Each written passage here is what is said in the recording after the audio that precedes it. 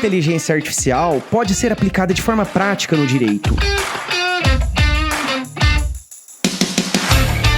O avanço da inteligência artificial em nosso cotidiano parece ser um caminho sem volta. E à medida que a IA evolui em diferentes campos da sociedade, é natural observarmos sua maior participação no direito. Mas quando falamos de IA na advocacia, surgem mais perguntas do que respostas. Qual a sua real contribuição para os advogados? Quais os limites éticos de sua aplicação? Eu sou Leandro Ramos e esse é o Juridicast, o seu podcast de marketing jurídico. Para debater esse apaixonante assunto da IA no direito, tenho o prazer de receber no Juridicast o Renato Apciblum, que é advogado, economista e professor coordenador de cursos de pós-graduação em Direito Digital e Proteção de Dados de diversas faculdades. Renato, seja muito bem-vindo ao Juridicast. Obrigado, Leandro, um prazer, e deixo aqui os meus cumprimentos digitais pelo trabalho e pelo conteúdo que você traz nos seus podcasts. Sou fã. Obrigado, Renato, fico feliz em saber. E pra gente entrando aqui no nosso bate-papo de hoje, né, ao seu ver, Renato, quais são os principais benefícios que a inteligência artificial traz para o meio jurídico? Vou fazer um paralelo. Tá. Lá um pouco antes de 1995,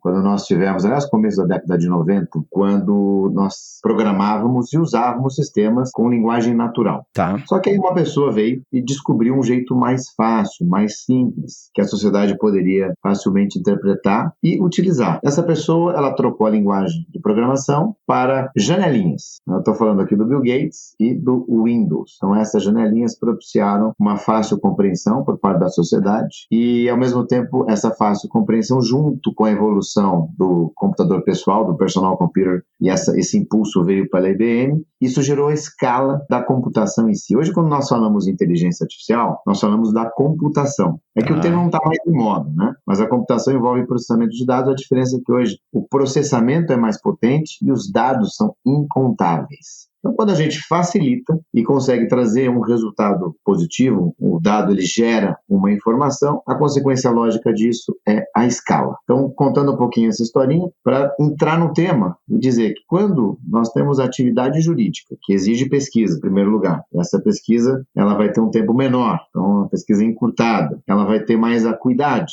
ela vai ser mais precisa e ela fica mais fácil também de ser utilizada. Eu lembro aqui só um parênteses, né, na época que nós pesquisávamos, nas RTs, por exemplo, procurávamos jurisprudência e ficávamos lá 4 horas, né, nas bibliotecas, selecionando trechos, o que era gostoso, não estou reclamando aqui. Mas tomava 3, 4 horas, né, Renato? 3, 4 horas. Hoje nós encurtamos esse tempo para alguns minutos, se muito. Exato. Então temos mais conteúdo mais preciso, de uma forma mais simples, objetiva, e a consequência disso, dentro do tema inteligência artificial, outras tecnologias nem tanto, a consequência é uma economia de tempo e uma maior precisão. Porém, como eu trouxe aqui o tema precisão, aqui vem o alerta. O que eu posso dizer com certeza, sem medo de errar, com 100%, né, de acuidade aqui, é que sistemas erram, né? Bugs são nativos, são naturais da programação, da informática, da computação, da inteligência artificial. Então aí nós já trazemos aqui um momento de atenção, nem tudo aquilo que nós temos como resultado a partir do uso desse processamento de dados avançado,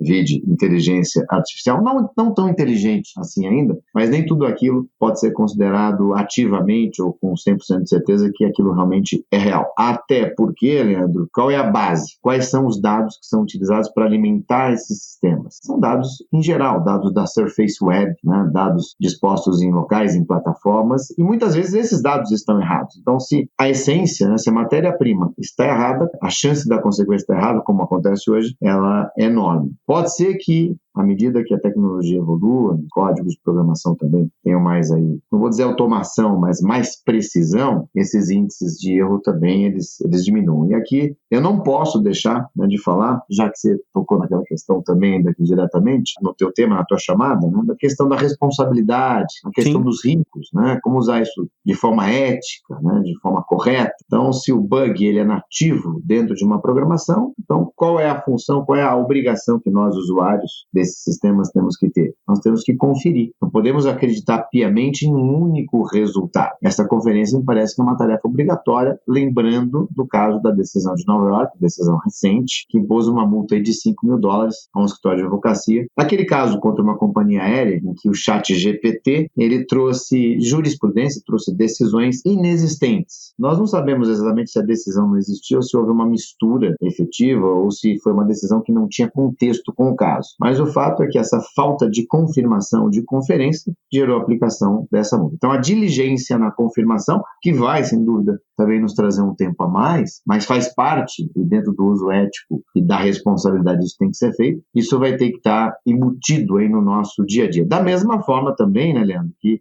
eu entendo que nós caminhamos hoje também para um momento em que nós usaremos essa inteligência artificial também com dispositivos anti-inteligência artificial, né? Aqueles que trazem informação dizendo, olha, esse conteúdo foi gerado artificialmente. Isso acontece muito, nós usamos muito isso na academia, em aulas, etc.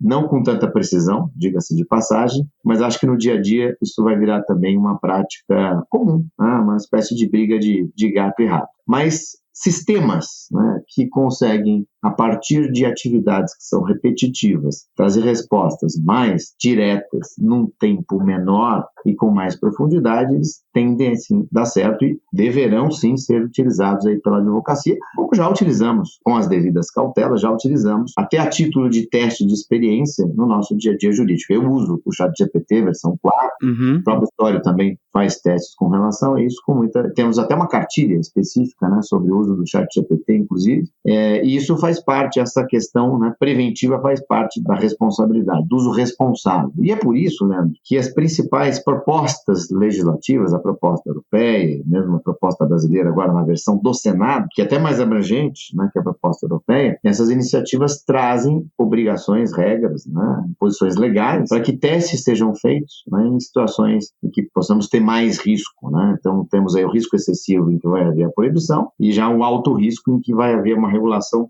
propondo, obrigando os testes em si. E não, como está acontecendo hoje muitas vezes, em que a sociedade, né, nós todos acabamos testando, somos beta-testers, na interpretação literal da palavra dentro do linguajar informático, somos beta-testers e aplicações, e que dentro aí da nossa própria legislação existente, o próprio Código do Consumidor, lá, artigo 39, 68, isso não poderia estar acontecendo dessa forma. Mas, né, nós temos aí a questão da percepção, que eu não posso deixar passar também, que é o grande problema junto com o tempo que nós temos hoje. Então, muitas vezes, essa percepção ela não existe. Percepção de risco, percepção do uso ético, do uso cauteloso, né? E isso que me traz muita preocupação, porque cada vez mais nós usamos novas aplicações, novos softwares, novos programas, novas soluções, com menos percepção. E isso, obviamente, traz consequências legais. E, Renato, quais são, no seu ver, os principais usos que um advogado ou uma advogada podem fazer, em termos práticos, hoje, da inteligência artificial? Leandro, pesquisa. Tá. Em primeiro lugar, pesquisa, doutrina, jurisprudência. Vale um alerta à questão dos direitos autorais. Não são todos os modelos que trazem as fontes, né? Até do ponto de vista legal isso é curioso. E como lidar com isso, né, nesse contexto? A decisão judicial em si ela não é protegida por direitos autorais, em tese a referência vem, mas não o link de origem, né? Tá. E aí a gente pode estar trazendo até uma outra questão que é apaixonante também, bases organizadas, selecionadas e organizadas, disponíveis na própria internet. Se essa base, né, que teve a seleção e a organização, for a origem ou, né, uma dos canais, né, de alimentação dessas inteligências, entre aspas, nós podemos entender que essa base selecionada e organizada tem proteção autoral, né? E aí nós temos como proteção, né, a própria lei dos direitos autorais, como base selecionada e organizada. Então, isso não resolveria em si, não é o fato da decisão não ter proteção, mas a seleção e organização daquelas, né, decisões, aí sim nós temos aí a proteção, é um sinal de alerta também. Não vejo uma consequência direta daquele que recebe a informação, até porque em tese ele vai citar a decisão fazendo referência ao tribunal, o número do julgado, etc. Mas pode haver uma responsabilidade do ChatGPT, por exemplo, ou qualquer outra aplicação de inteligência artificial, novamente aí, entre aspas. Então, a pesquisa vem em primeiro lugar de jurisprudência, de doutrina. O nosso objetivo aqui não é falar de direitos autorais, mas lembrando que o artigo 46 ele traz algumas exceções. Não estou falando aqui de pequeno trecho necessariamente para uso pessoal, mas também nem de passagens em que é a obrigatoriedade da citação da fonte, mas a exceção lá no final, se não me engano, inciso 8º ou 7º, que diz que quando o propósito em si não for a violação, pode-se usar aí pequenos trechos, né? Não para uso pessoal, e para uso geral. O problema é quando vem né? Não vem um pequeno trecho, vem o conteúdo integral. E as violações de direitos autorais custam caro, seja do ponto de vista indenizatório, seja do ponto de vista penal, inclusive, né? Lembrando lá do 184 do nosso Código Penal. Então, pesquisa, doutrina, jurisprudência, como modelos, né, de inspiração, vou focar bastante em inspiração e não uso, né, no icru, mas inspiração de alguns modelos de peças, nem todos, né? Existem muitas incongruências, mas nada impede, inclusive até ressalvada essa questão, né, do olhar crítico e da cautela, de aí alguns modelos, enfim, sempre agregar conteúdo, né, com base nesses modelos. Então, como inspiração também. E como modelo de pesquisa de outras circunstâncias, de fatos, né, específicos, etc., às vezes em um formato mais amigável, lembrando que, no caso, o ChatGPT, pelo seu formato de chat, né, ele parece o WhatsApp, por isso, esse é das explicações do seu sucesso. Então, todo mundo usa o WhatsApp, parece o WhatsApp, a resposta é positiva, ele é rápido, né? Fica mais fácil. Fica bonitinho, fica legal ali. Então, isso tende a escalar. Lembrando que a gente pode fazer essas simulações, esses experimentos no próprio ChatGPT e em outras aplicações também. Para efeitos técnicos, né, nós temos uma série de outras aplicações mais direcionadas e específicas, inclusive que trazem links com as fontes. Isso pode facilitar bastante. Mas para começar com o ChatGPT, é uma boa sugestão, ressalvada essa parte cautelar. Mas o dia a dia do advogado, sim, nós temos um enriquecimento do nosso trabalho, das nossas peças, das nossas opiniões legais, dos pareceres e até da nossa própria comunicação. Outro dia eu fiz um teste, né, aqui dentro do escritório, mandei no nosso canal de comunicação, acho que foi uma saudação, um elogio, alguma coisa assim, e usei um pedaço do ChatGPT, e aqui somos 270 pessoas, mais ou menos. Tá. Uma pessoa falou, Renato, você usou o ChatGPT, né? E foi o meu sócio, Marcos, que é o meu sócio mais antigo, é Marcos Bruno, isso aqui vai para você, né? Ele é mais técnico, ele desenvolveu e fundou o segundo provedor de conexão à internet na época. Eu falei, como é que você viu? Não, primeiro que estava muito, muito grande, muito robusto, né? Era uma mensagem interna de comunicação, de saudação. Então aí é uma outra questão também que envolve a percepção, dentro daquele contexto, né, das pessoas desconfiarem e aí num segundo momento não valorizarem tanto aquele resultado, né? Mas no dia a dia da advocacia, sim, temos muitas aplicações. E Renato, ao seu ver, quanto que o Brasil está evoluído, ou não, né, no uso de IA no direito? O Brasil é muito evoluído, Leandro, na tecnologia. O brasileiro ele é muito curioso. Sim. Ele usa. Eu brinquei, falei, somos beta-testers. Os próprios tribunais brasileiros eu sempre elogio muito. Eles têm uma facilidade enorme em comparação com tribunais de outros países de adaptação e também de assertividade na compreensão, né, de decisões relacionadas a questões ligadas a tecnologias, a novas tecnologias. Mas seja pela curiosidade, seja pela necessidade, seja pelo nosso tamanho, inclusive o volume, né, de advogados, o tamanho da população brasileira, e hoje nós temos aí um bom grau de inclusão digital também, nós temos aí bons destaques, seja no uso de redes sociais e comparativamente trazendo aqui também para o uso de inteligência artificial, entre aspas, desses modelos. O Brasil já experimenta bastante. Nós já temos casos, decisões judiciais, inclusive, né? A primeira decisão lá, a 7ª Vara Civil de Bauru, envolvendo, se não me engano, foi um médico que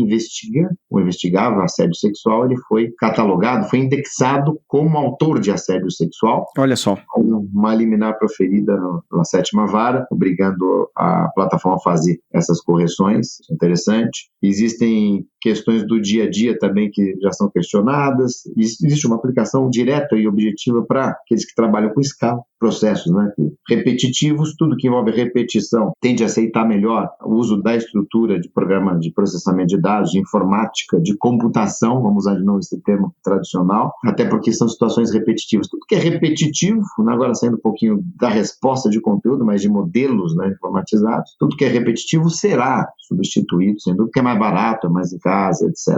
Mas não são todas as atividades jurídicas, não. Eu diria, são poucas. A exceção é você escalar. A nossa atividade jurídica, ela não é uma atividade exata. É uma atividade que depende de muitas e imprecisas variáveis. E para os meus alunos eu costumo dizer o seguinte, olha, vai uma audiência de conciliação, apenas simples, nada demais. Entre sem falar e saia mútuo, né? Então, não acontece nada, só entra e sai. Só ali você vai ter a chance de olhar para a parte, olhar para o seu colega, né? Para o outro advogado, para o seu adverso, para o conciliador ou para o juiz, dependendo da circunstância, de fazer contato com outras pessoas, de estar num ambiente diferenciado, de ter uma inspiração, tudo isso pode acontecer. E isso são modelos, né, que a inteligência artificial não vai, ou qualquer modelo de programação, não vai ser capaz de prever. E aqui eu vou adicionar uma outra camada, que isso é muito recente, tem no máximo 5 dias, de um estudo feito por um professor de Oxford, que foi um dos primeiros a tratar desse tema, inteligência artificial e substituição de profissões lá em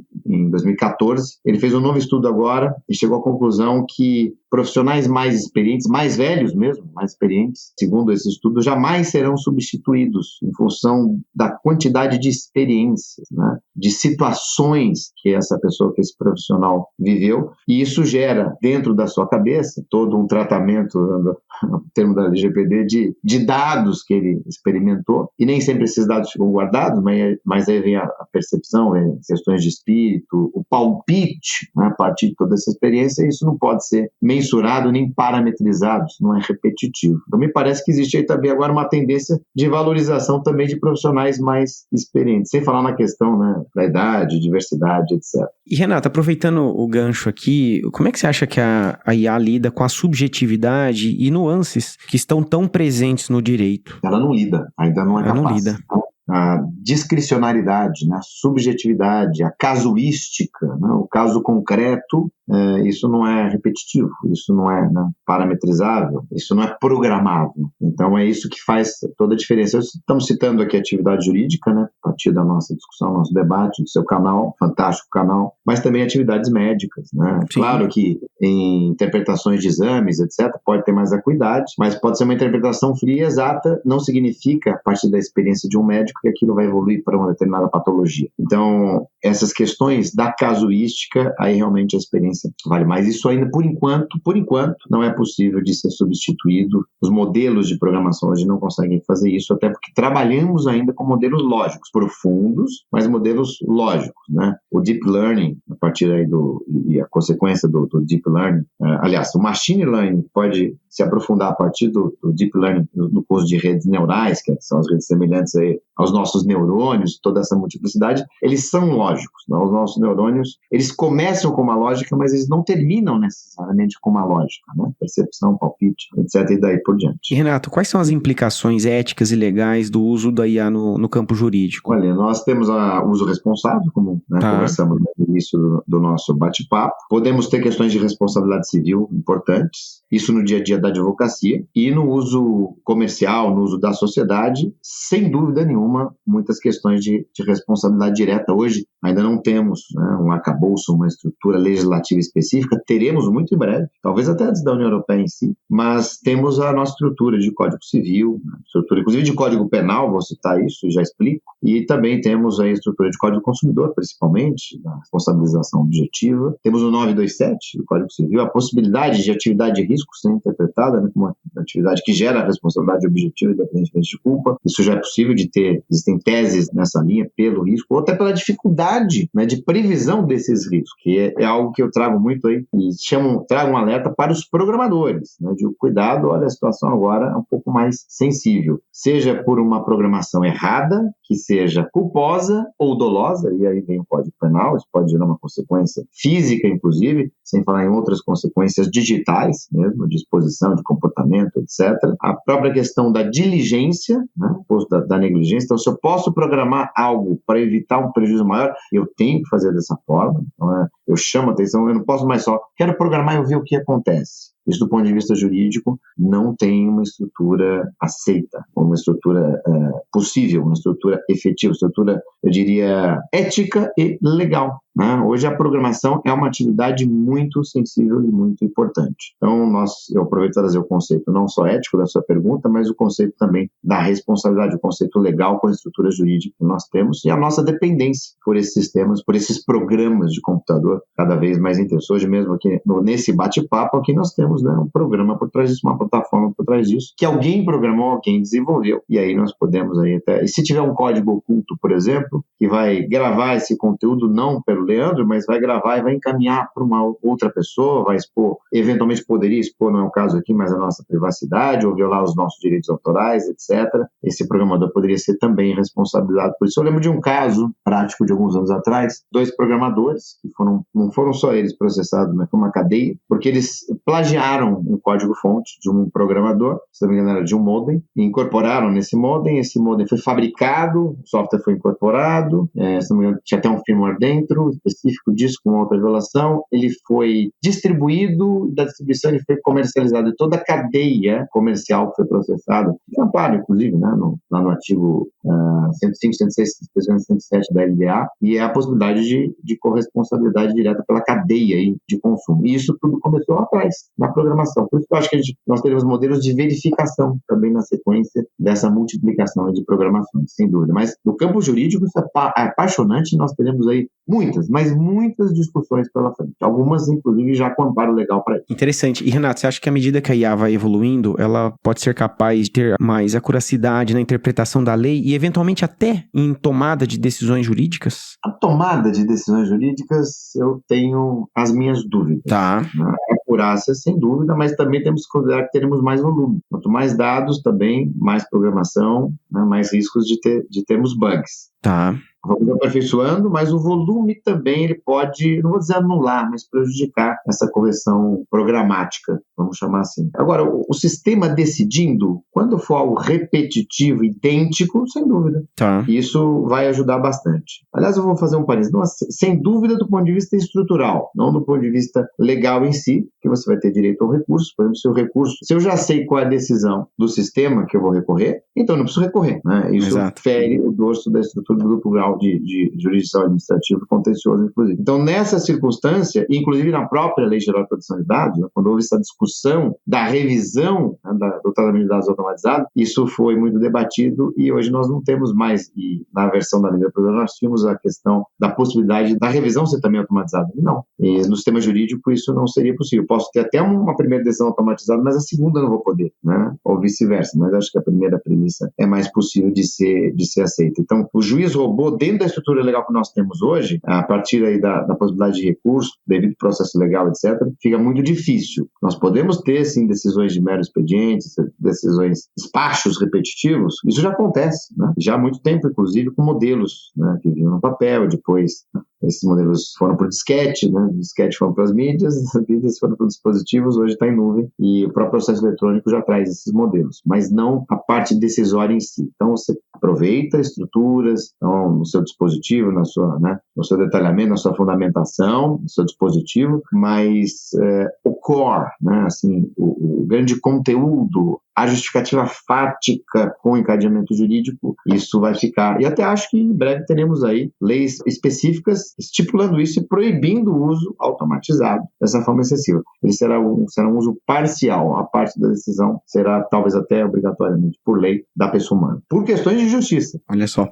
E Renato, trazendo essa discussão ainda para um outro campo que você domina bastante, né? Ao seu ver, quais são os desafios em relação à privacidade e segurança dos dados ao se utilizar a IA no campo jurídico? Helena, temos as questões da própria programação, como você mencionou, né? O próprio programador vai ter essas, até, você falou privacidade, dados pessoais, privacy by design, já está previsto na LGPD, Lei Geral de Proteção de Dados, privacy by default. Design eu coloco no projeto, na programação, vou ter que ter na programação proteção de dados, obrigatório, senão vai gerar uma infração, pode gerar sanções para a NPD e até decisões do Poder Judiciário em cima disso. Segundo, aqueles controles estão lá, deverão vir pré-ativados. Aí o usuário que, por sua conta e risco, vai desativar ou não. Então, temos essa questão da responsabilidade do programador e a responsabilidade do usuário também. E aí a gente traz novamente aquela percepção. E nesses modelos, até chamei de beta testers no início, o próprio ChatGPT na primeira versão, tudo que se colocava ali, né, por isso que é generativo, né, supervisionado, tudo que você coloca, ele usa para melhorar, né, e guarda aquele dado pessoal, etc. Se eu coloco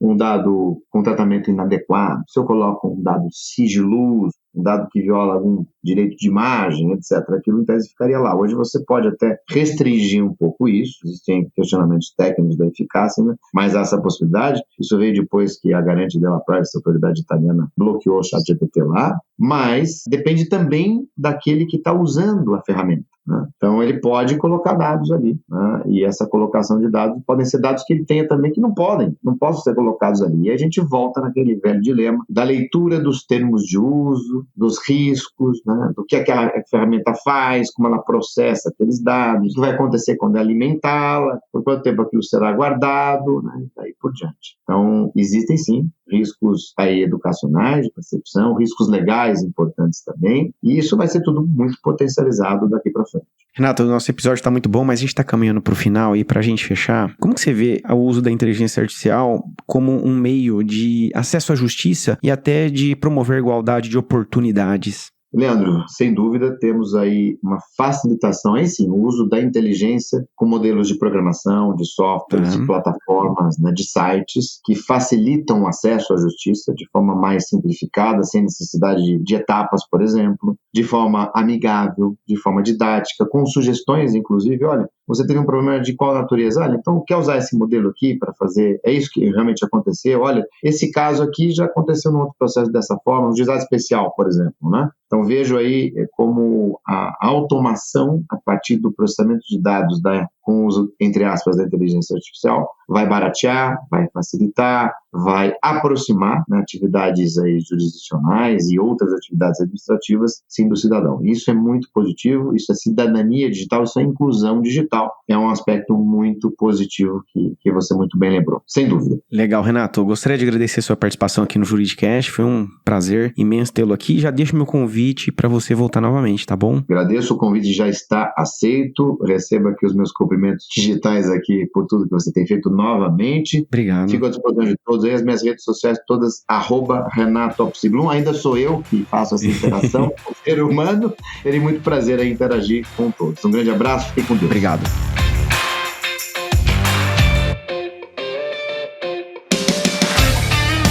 Gostou desse podcast? Então compartilhe o episódio nas redes sociais e acompanhe o Juridicast, produzido pela agência Javali, especialista em marketing jurídico. Um grande abraço e até a próxima quarta-feira, às 7 da manhã.